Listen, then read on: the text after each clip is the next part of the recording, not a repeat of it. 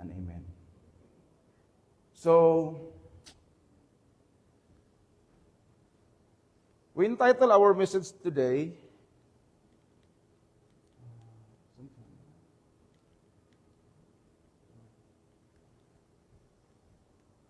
okay, Jesus, light of the world. So, mo nang atong hisgutan karon. Before ko mag-start, na ako'y mga pangutana, nakasunod ba sa inyong una-huna, na nakaingon mo, nganong gubot man kaning kalibutan? Naaba sa inyong una-huna nga, nganong gubot man ang Pilipinas? Nganong gubot man ang balay? Gubot ang barangay? Gubot ang nasod? Bisan asa sa kalibutan, gubot kayo, naaba na sa inyong una-huna, nakasunod ba na siya? Kinsa magi sinugdanan ani, kinsa magi naguna-una aning kagubot. Nganong gubot man kaayo. Mauna yung akong kalibutan na akong ipuyan karon. Pero we are in the end times. Tukol na sa katapusan. Mga anak na mga way batasan. Bakit sa may anak na way batasan nila? Di ba kita nga Maibalan na itong mga batasan, mga anak karon. Mga naong kwarta, malita na, di na mga mangurakot o kining envelope, malita na. Wala na sila yung huna-huna sa tao. Muna itong kalibutan. No? Puno sa kangit-ngit. Puno sa problema. Munang ingon si Kristo, even si Jesus nang ingon siya, here on earth, you will have many trials and sorrows. Daghan gid ay kaguol diring lugara, din dapita. Mao nang dili ta matingala igsuon nganong anak ay problema. Di ba kinsa may walay problema danhi? Kay dili ka taga earth. No? Una di ka matingala nga anak ay problema, di ba? Ang tao nga walay problema dili taga earth. Di na siya taga dinhi. Kaya ngon si Warren Wiersbe, the heart of every problem is the problem in the heart. Right? Sa Bisaya pa, ang sentro sa tanan problema is ang problema sa kasing-kasing. That is why ang kalibutan, puno o kangit-ngit, kaya ang problema naa sa atong kasing-kasing. Tinuod, dili? Di ba? Pero ang uban mga tao, mayroon sila nga, pag naakoy inani, pag naakoy kwarta, siguro mawala na akong problema. Pero kung tinuod pa lang na, kung ang mga kwartahan pa lang, kung wala sila problema, wala ko tayo madunggan na kwartahan nga nagpakamatay. Kung mingon sa kung naminyo lang, kung maminyo ko siya lang, siya na ba? Kung siya gina ko masawa, wala yung kay problema, kasi siya akong giampo sa Ginoo. Di ba? Ngayon ngayon na. Then pag abot sa mga pila ka tuig, mingon sayot, man siguro yung mong ihatag, Lord, basulon pag ang Ginoo. And then, ang uban, mingon sila, pag naakoy kayamanan, pag naakoy wealth, naakoy mga butang, naakoy balay, naakoy sakyanan, mauna ni, wala ko'y problema. Pero kung tinuod pa lang na, wala kong tayo mga miserable na mga kwartahan. Ang uban, mingon sila, ilang success and fame, mailhan lang ko sa kalibutan, sikat kahit tustanan. Kung tinuod pa lang ang fame mo ay makapalipay, makapawalag problema sa tao, wala kung tayo mga famous na miserable ang kinabuhi. Apan nigsuon, bisan naani sa tuwa ang tanan. Ba? Bisan naani sa tuwa ang tanan, naani ang mga kining atong gipangarap. Dili man daotan. I'm not saying against ta sa anti-rich ta, dili na. Maayo man akong naana. Pero dili na siya mao ang makasatisfied sa tao. Amen ba? Hawang lang gihapon ang ato ang kasing-kasing. Bisan pag naa sa atoa ang tanan. Kay ang tinuod, nakahayag, dili makita, dili sa kalibutan. Makita lamang diha kang Kristo. Muningon ni Blaise Pascual. Ingon siya, there is a God-shaped vacuum in the heart of each man which cannot be satisfied by any created things but only by God, the Creator, made known through Jesus Christ. The Blaise Pascual is a mathematician, physicist, inventor, philosopher, and theologist. theologian, imagine na nimo si Bishop Pascual na nag-ingon. Na siya kapot na yung tan, pero there is a vacuum, there's an emptiness in the heart. Bisan pag nasa to ang tanan. Amen? That is why Jesus said, I am the light of the world. Whoever follows me will never walk in darkness, but will have the light of life. Mo ni ato ang main text igsoon. Mo ni atong main verse nga atong studyhan. So that we can understand, masabtan nato unsay konteksto ani why Jesus says, I am the light of the world. So ang context ani igsoon is sa chapter 7, aduna gitawag nga Feast of Tabernacles. Sa Feast of Tabernacles, kaya ang mga Hudyo, daghan silang mga klaseng mga fiesta. So the Feast of Tabernacles, naa dito magtapok ang mga Hudyo, ang mga Pharisees, mga Sadducees, mga teachers of the law, magtapok na sila, nag-celebrate sila sa fiesta. And then, of course, kaniadto, wala may suga, di ba? Wala may electricity. Ang suga kaniadto nila is butangan nila butangan nila oil, diha aron mahayag. O kinipod nga panahon pud ni nga under sila sa Roman Empire. So in other words, grabe ang ilang problema. Grabe ang ilang asa naman ta paingon. And the same gihapon sa situation karon, di ba? May nga unsa naman ni ang atong situation. That's why si Jesus mingon siya, nakita niya ang light, magadakan kay mga light. Pero of course, ang suga is dili man sa electricity, butangan naman nila oil, so limited lang na ang iyang siga. Mapalong ra na siya. So muna nga signo si Jesus, I am the light of the world. That is why, friend, aduna tay upat nga punto nga atong matun-an. Kanang bawat color na ana siya lesson. I am the light of the world, whoever follows me will never walk in darkness, but will have the light of life. So first, because Jesus is the light nga dili mapalong, Jesus is the light that never fade. Di ba? Di mapalong.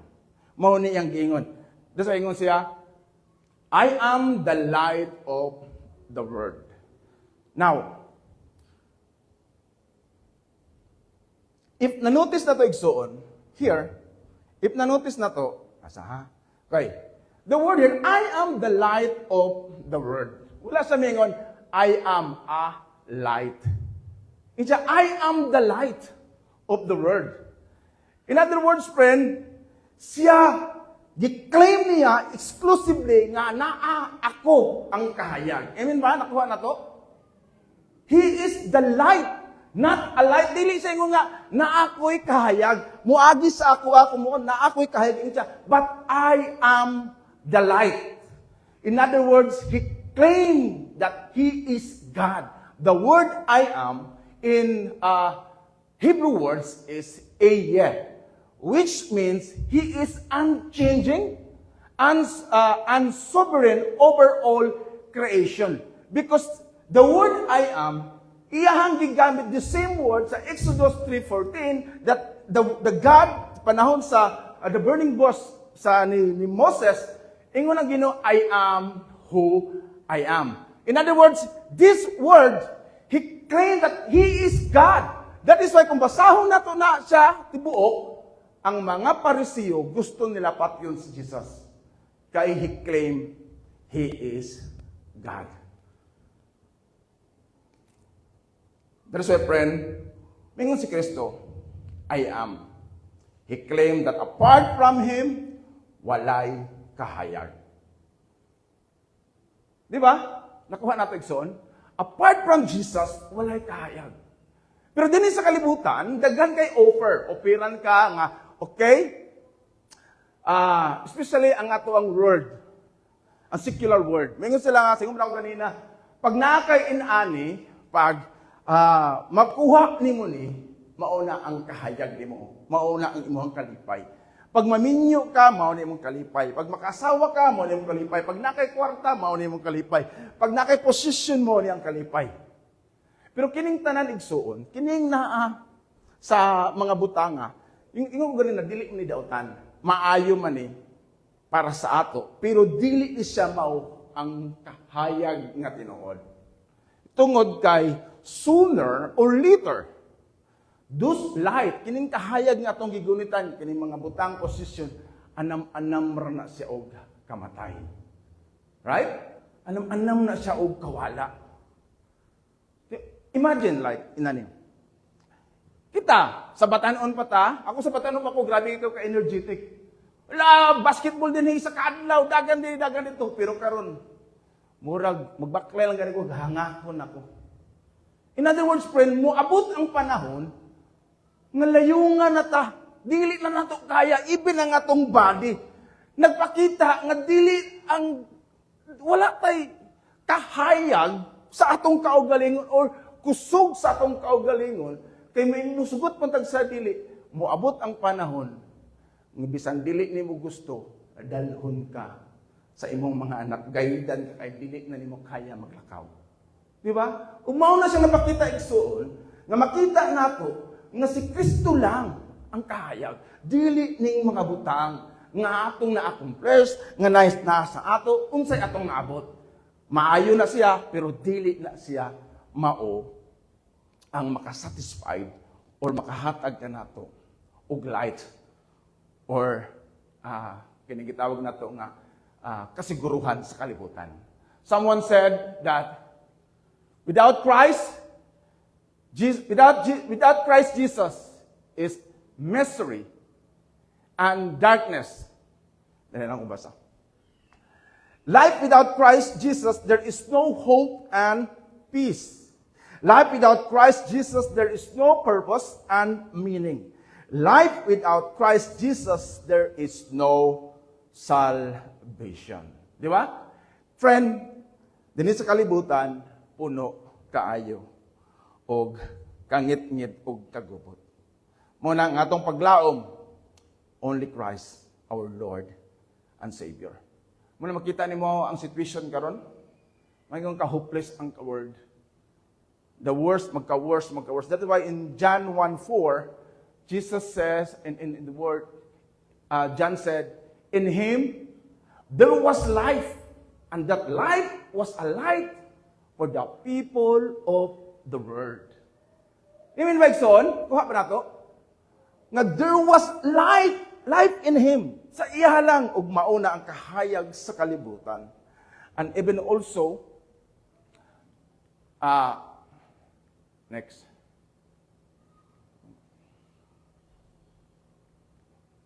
Okay. First John 1:5. Okay, muna lang diyan. 1 John 1:5. This is the message we have heard from Him and declares to you, God is light.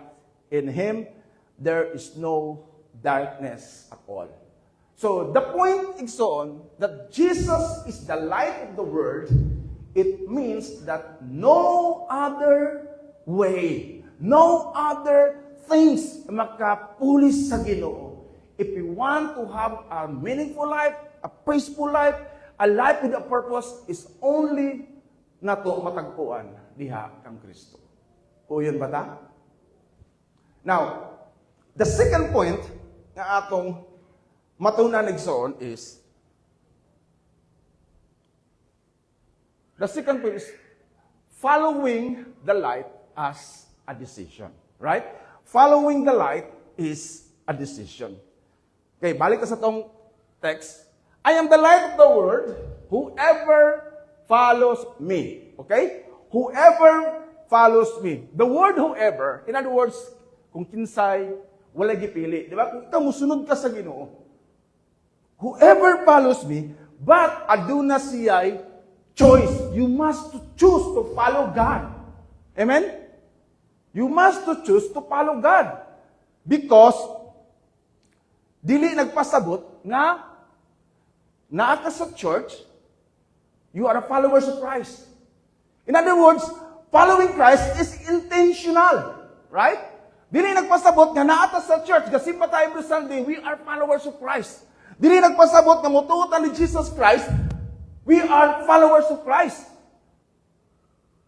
Because sometimes, if we are, kanang every Sunday lang ta, naalang ka din hipat, walay changes sa imong life, you are not a Christian. Ang tawag na, churchan. Okay? We are a churchan. That is why we need to decide, we need intentional, nga mo sunod ta sa Ginoo, whether either churchan ka or Christian ka. Because following Christ, it means following Christ means surrender. Right? Following Christ means obedience. Following Christ means you allow God to lead your life. Amen? Because you cannot obey God if you cannot surrender. Diba? Di ka maka-obey sa Ginoo pag di ka mo surrender. Amen ba? And then, dili ni mo pwede nga allow ang Ginoo nga mag-lead sa mong kinabuhi kung wala kay obedience. That is why, followers of Christ, ka mo surrender. Mga agimat. Surrender ni mo ang unsay mga bitterness o mga kabuhaton nga ikaw pa ang sentro. Napa sa imo ang glory. Imo nang isurrender kay lisod kayo mo sunod sa Ginoo igsuon if dili na to isurrender sa Ginoo. Ingon si David Platt, ingon siya, the road that leads to heaven is risky, lonely, and costly in this world. And few are willing to pay the price. Following Jesus involves losing your life and finding new life in Him. In other words, losing your life, it means ang imong personal nga desire, imong personal nga wants, imong personal nga selfish desire, dili na nimo kailangan. In other words, Ginoo na. That is why it's risky, lonely. Nakuha na pagsuon? Ang pagsunod kay Kristo is lonely and risky. Tungod kay ang imuha i-give up nimo ang imong personal na kagustuhan in order to follow Christ. But makakaplag ka og bag-o nga kinabuhi. Now, which is wala di mo na experience. And I'm sure some of us here naka-experience ani. Sa panahon nga ikaw pa ang kakontrol sa imong kinabuhi. Sa panahon nga gusto pa nimo ang kontrolon ang tanan. Ang nahitabo miserable na noon ka. Sa dihang isurrender na nimo ang Ginoo sa Ginoo ang tanan, na nakita nimo ang bag-ong kinabuhi nga malipayon ka. Bisag dili ka abunda. Amen ba? Muna igsoon nga. Ingon sa Matthew 16, di ba? Ingon siya.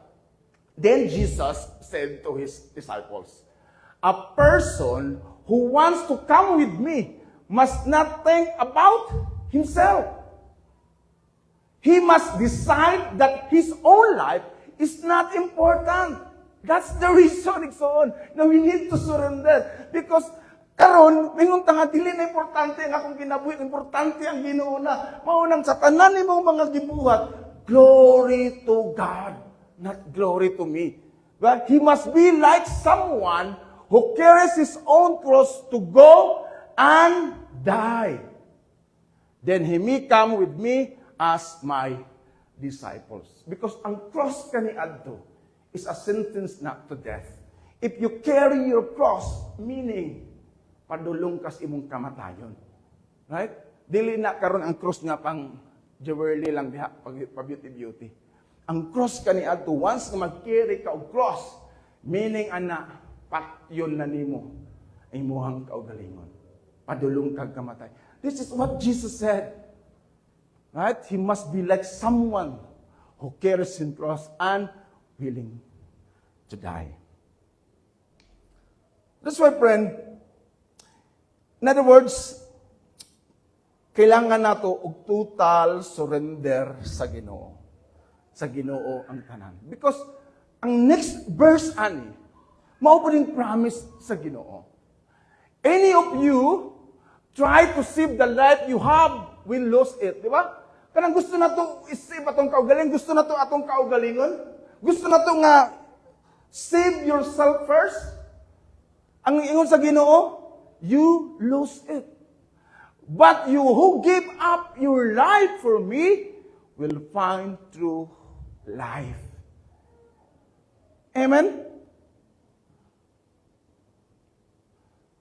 That is why, friend, for us believers, kung kita bitaw Kristohanon, yun kasi mong kasing-kasing tinuod, ang Sunday, ang pinaka-importante nga adlaw sa imo. Right? Kay ang Sunday, mauna imong pag-fellowship sa Ginoo. Ang Sunday, diha na nimo ginahatag ang imong panahon. Because you have a relationship to God. Imagine, from Monday to Saturday, taas kag oras. Pero pag Sunday, pag hindi mo ihatag ang best, maghunahon na pagid kang. Believers, if you are a Christian, Sunday is the most important thing sa imong kinabuhi. Kaya diha ka mag-worship sa Ginoo. Diha ka makakaon sa pulong sa Dios. Maunang sa tinud-anay lang ha.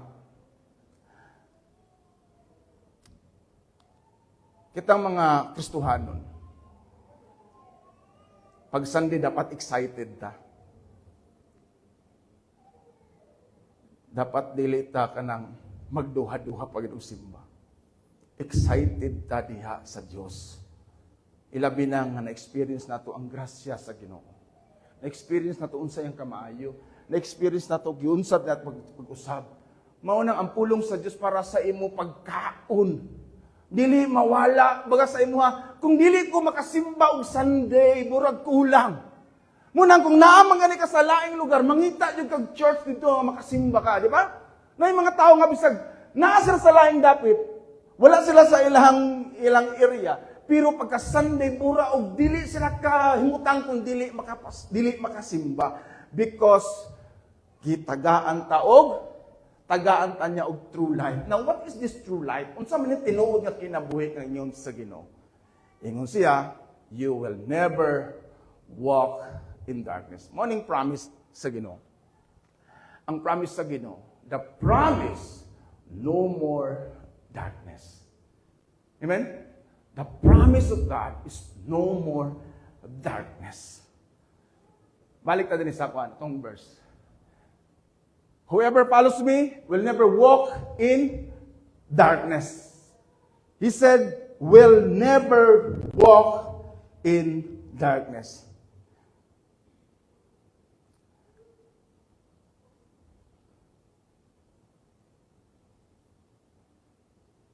Kay friend, isoon, kung tinud-anay ka mo sunod gyud kang Kristo, dili na ka maglakaw sa kangit-ngit. Right? Dili na maghari ang kangit-ngit sa imong kasing-kasing. Baga in other words, baga ang sala, ang garbo, wala na'y gahom. Tinuod ba? Wala na'y gahom sa imo. Dili na siya maghari o magdumala kanato. Tungod si Kristo na ang kahayag.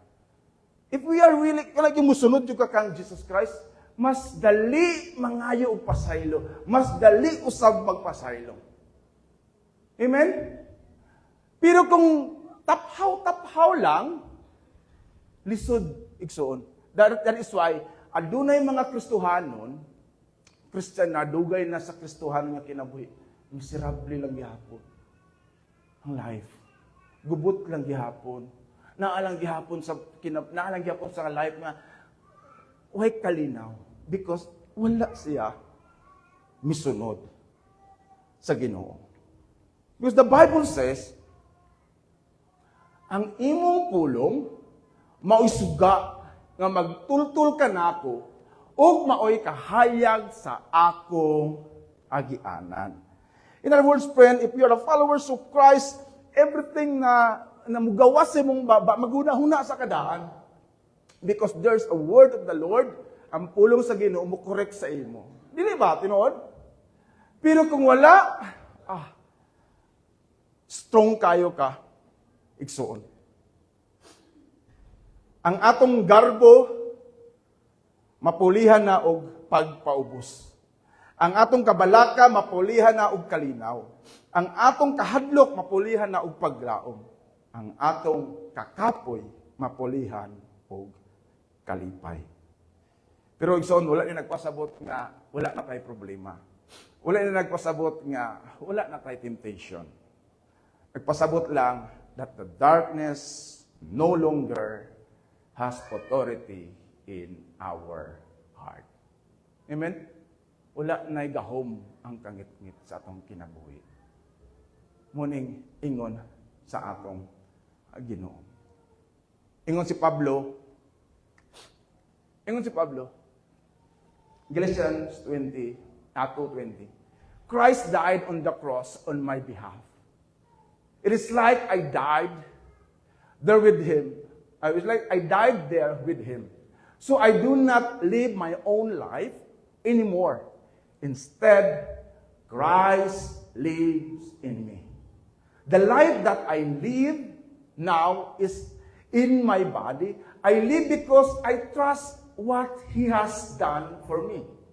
He has loved me so much that He died on my behalf.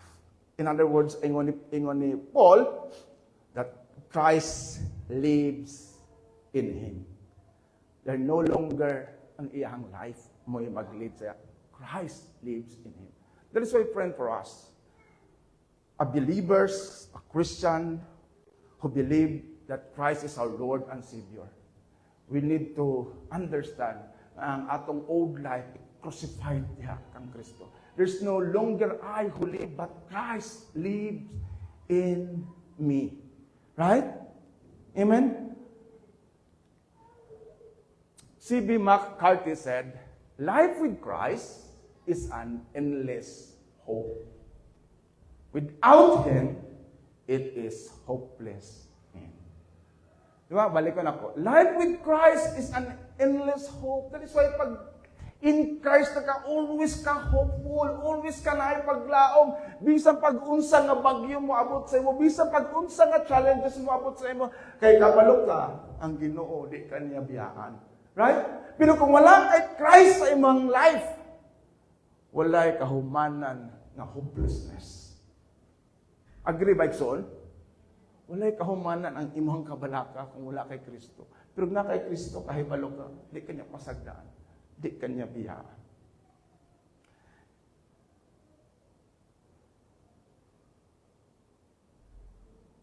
And lastly, Ikson, those who follow Jesus become light. Kita nga nagsunod kang Kristo, kahayag usab ka dinhi sa kalibutan. Ingon siya, I am the light of the world. Whoever follows me will never walk in darkness, but will have the light of life. Will have the light of life. When Christ changes us, di ba kung giusab ka sa Ginoo, we begin reflecting His light to others. Di ba? You begin reflecting our light sa uban, just as the moon reflects the sun. That's why Jesus Christ said, you will have the light of life. In Matthew 5:14-16, ingon si Kristo, kamu ang kahayag sa kalibutan. Ang syudad nga nahimutang sa bungtod, dili gayod matago. Walay magdagkot og suga, aron lamang isulod sa gantangan, kundili ibutang gayod kini sa tungtunganan aron maghatag og kahayag sa tanan nga anaa sa balay. Right? Jesus, ihang metaphor igsoon, ingon siya, ang suga, kita ang suga sa kalibutan. Ang suga, dili na dagkutan. Remember, this is ancient time. Wala pa'y electricity. Ang ilahang suga, dagkutan. So, ang suga ko no, dagkutan, ibutang gina nimo sa ibabaw, aron mahayagan ang tanan. Walay suga, nga dagkutan, dayon takloban. That is why, as a believers in Christ, as a light according to Jesus, now we are the reflection of the light of Christ, makita ang atong kahayag. Amen? Makita ang atong kahayag. Dili nato takloban. In other words, magbatigbabaw ang imuhang gugma diha sa kang Kristo. Kaya ang ato ang relationship kang Christ, vertical and horizontal. Ang atong relation sa Ginoo, pag maayo atong relationship sa Ginoo, maayo usab ang atong relationship sa mga tao. Did you know that the Ten Commandments, ang Ten Commandments is one paingon sa poor is para na sa Ginoo. Diba? Love the Lord your God with all your heart, with all your soul, with your mind.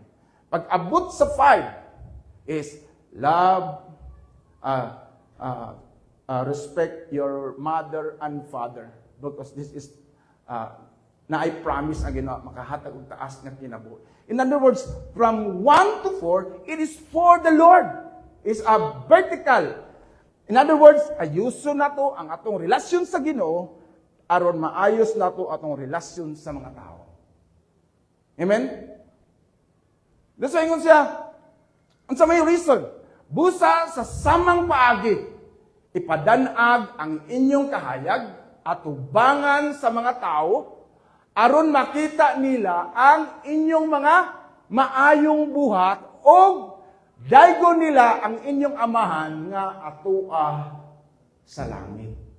Dili ta daygon, dili ni para sa ato. This is not our glory. This is the glory of God. That is why, if a believers, kung sa kakakristuhanon, duhara ang imuhang gitawag na influence sa kalibutan. Either ma-influensyahan mo sila nga madala sa Ginoo or magpalayo sila sa Ginoo.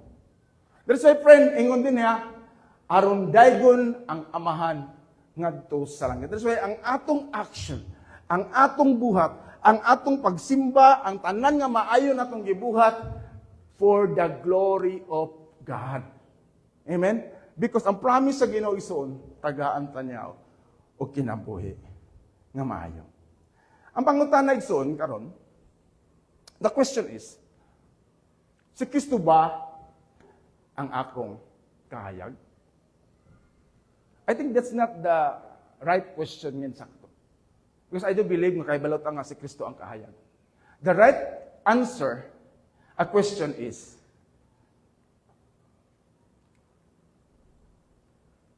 next. Okay. Are you walking in His light? That's the right question. Naglakaw ka ba sa kahayag diha kang Kristo? Yeah, we understand that Jesus is the light. But the question is, are you walking in His light? Mo ni ang iyang commandments kanato igsoon. Para ni Satanan, ingon si Kristo, yang gingnan niya mga Hudyo, ng iyang mga followers. Ingon siya. So Jesus said, if you continue to accept and obey my teaching, you are really my followers. No? If you accept and continue my teaching, you are really my followers. Why? Because if we really are followers of Christ, you will know the truth, and the truth will make you free. You will know the truth, and the truth will make you free. Unsa man nga truth nga atong mabalaan? Jesus. That He is the light, He is the way, the truth, and the life. In other words, friend, if Jesus is not our priority, there is no truth in us. If Jesus is the last priority nato sa ato ang Kristohan, the truth is not with us. Ingon siya, love the Lord your God with all your soul, with all your mind, with all your strength. Unaha ang Ginoo so that we understand na aduna tay kagawasan. As I end, Jesus said, I am the light of the world. Whoever follows me will never walk in darkness, but will have the light of life. Let us pray. Lord,